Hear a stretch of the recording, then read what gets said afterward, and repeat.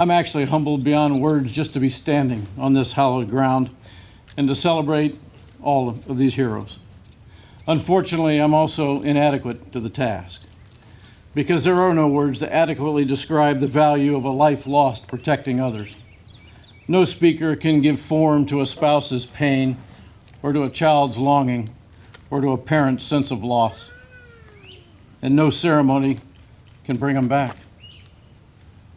I'm in awe of this community, the warriors who drew us here today. Each of you who wear the EOD badge raised your right hand and swore to support and defend your Constitution.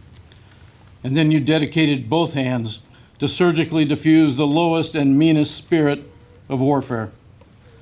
You deal with situations that have no playbook. You deal with enemies who have no moral compass. And you deal with weapons that have no conscience.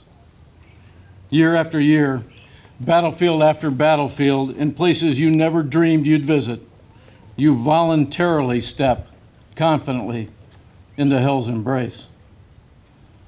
As a rule, you're highly intelligent, you're eternally protective, and you're fiercely loyal. You disarm obstacles for a living, and you disarm the rest of us with the way you live your lives. You have a common charisma. Most of you are wickedly funny. Sometimes you're a little sad. And we catch each of you in the occasional 1,000-yard stare as you remember the faces of the names on this wall. And although those you protect might not even know you exist, for so many of them, you are the difference between life and death. Everyone in uniform risks something, but a rare few routinely risk everything. And I'm standing in the middle of them. On behalf of a grateful nation and so many beneficiaries of your service, thank you for being that rare few. As we gathered this morning, the 314 fallen warriors, already listed on these tablets to my right, rose together. They stood shoulder to shoulder, proud, strong, unbroken again, and they welcomed 6 heroes home. The price of admission to this club is higher than most are willing to pay. Membership checks are signed with precious blood, and they're cashed in loved ones' tears. Marianne Maidville never even had the chance to cry. Heartbreakingly, she was born 2 days after her father was declared killed in action. On October 1st, 1944, then 26-year-old U.S. Naval Reserve Ordnanceman William Medville and his Mobile Explosives Investigation Unit No. 1 teammate, Lieutenant J.G. Jack Vesler, boarded an airplane at Cyclops Aerodrome in Dutch New Guinea and perished there along with 4 aircrew members and 21 other passengers. Jack's name was added to the Navy tablet last year, but I suspect he's here this morning to welcome his partner to the scroll. I wonder if Mrs. Nancy Winchell's tears stained her husband's collar as she said goodbye,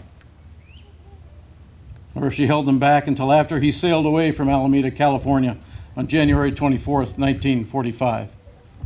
They'd been married for 22 months when Lieutenant J.G. Gardner Hutchins, assigned to Mobile Explosive Investigation Unit No. 4, departed for the Sea of Japan.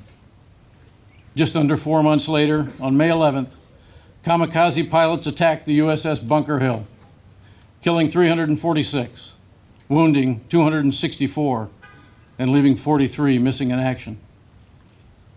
24-year-old Garner was buried at sea, and Nancy's world changed forever.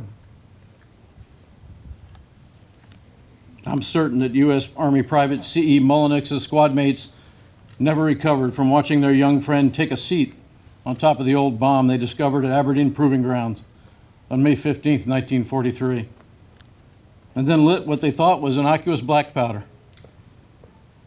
and then watching him perish right before their eyes. Private Mullenix was the first documented Army disposal casualty during World War II. He had just celebrated his 21st birthday. Imagine the tears that Wilma Jane shed. This beautiful young woman had married C.E. in March of 1943 and now was attending his funeral just 2 months later.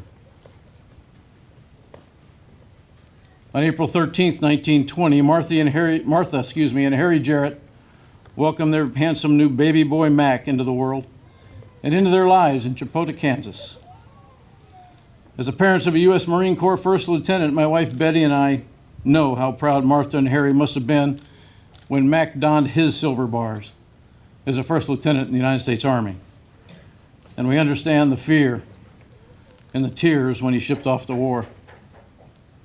Somewhere in Italy's rich hills and history, Mac was trying to disarm enemy ordnance when it exploded, cruelly ending his short 23 years of life and instantly transforming all his parents' dreams into nightmares. I believe Army Technical Sergeant Louis Brevetto's battlefield bravado would have fit pretty well in today's EOD teams.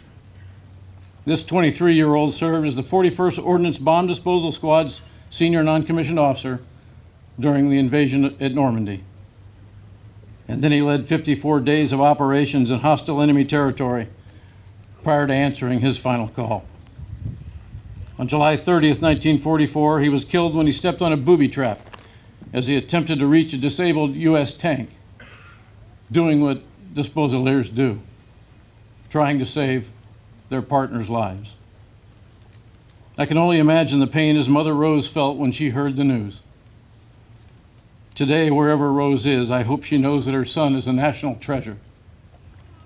And I hope she feels his pride as the boy she cherished is honored. David Lyon enlisted in the Marine Corps 60 years and 6,000 miles from the battlefields of World War II. After 2 years as a field radio operator, he reported to EOD school. He later deployed to Cambodia, to Iraq, and to Afghanistan. On May 17, 2010, during his 5th combat deployment, as his team cleared a critical trail, David stepped on an IED. A few hours later, Marines in dress blues reported to his parents' Utah home. And David's father, Gordon, working in the garage, braced for impact. But David had survived the blast. And with the help of his parents, he was as heroic in recovery as he'd been on the battlefield. Gordon and Lynette rejoiced as fate gave them and David's son Ethan 4 more precious years with his father. And he wasn't cheated out of life during those 4 years. I wish I could have seen David on his Harley night train with Stanley in the sidecar. That had to be something. David was 32 years old on July 29, 2014, when that great heart of his that had carried him off the battlefield through countless surgeries and an indescribably painful recovery and into so many friends' lives, just gave out. His final words were, "I love you, Mom." And then he was gone. Another bright, beautiful flame, extinguished by war. I pray that Gordon and Lynette and each and every other Gold Star family here finds peace in the fact that your loved one died protecting others, that they committed their life to that endeavor. I also hope you know how much we honor your sacrifice, how deeply we feel your loss, and how much we treasure the memory of your hero. This wall beside me represents both an end and a beginning. Today we lift up 320 names written and carved in brass. And we mourn 320 remarkable lives curtailed, 320 families shattered, 320 tragically short stories. At the same time, we celebrate this sacred place as a beacon for every soldier, sailor, airman, and Marine who follows the trail these heroes blazed. To the EOD warriors in the crowd, I would ask that you forever honor the 6 names we add to this wall today. Stand beside our Gold Star families as you always do as they grieve, and kneel beside them when they're unable to stand. And continue to embrace your heritage as fiercely as you defend our nation and its servants. And I will pray that God always walks beside the disposalier, who humbly says, "Here I am, send me." Could I ask anyone who wears the EOD badge to stand and join me? Just stand in place if you wouldn't mind. Ladies and gentlemen, thank you for who you are. Thank you for what you do. Thank you for what you represent to this enemy, to this nation, its enemies, and its allies. Thank you for the lives you've saved and the difference you've made in this world. You are remarkable, remarkable servants. And while you stand, let me offer one final toast to the names on this wall. They shall not grow old, as we who are left grow old. Age shall not weary them, nor the years condemn. At the going down of the sun and in the morning, we will remember. Amen.